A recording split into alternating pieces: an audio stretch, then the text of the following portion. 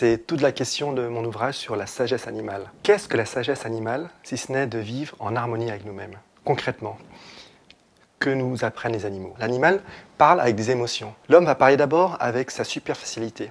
Il va faire attention à ce que pense l'autre, aux vues de l'autre, aux croyances de l'autre. L'animal, lui, va parler d'abord avec le cœur. L'animal veut nous apprendre finalement le langage émotionnel, cette intelligence émotionnelle que l'homme recherche, que l'homme travaille. L'animal, lui, il l'apprend, il la pratique naturellement. Si vous observez les animaux, si vous observez le rapport entre eux et le rapport avec l'humain, vous allez apprendre en fait que l'importance d'une relation sincère, authentique, passe d'abord par le langage des émotions, le langage du cœur. Les animaux, bien sûr, ils sont aussi violents, ils peuvent être extrêmement agressifs. Et cette agressivité, finalement, n'est-il pas le reflet de notre propre agressivité? Donc apprendre de la violence animale, c'est un peu apprendre de notre propre violence à nous.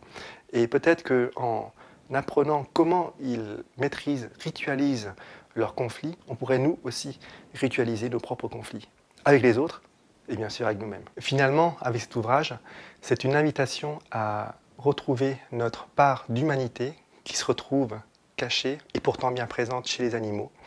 Et peut-être qu'en découvrant la sagesse animale, on va finalement découvrir notre propre sagesse.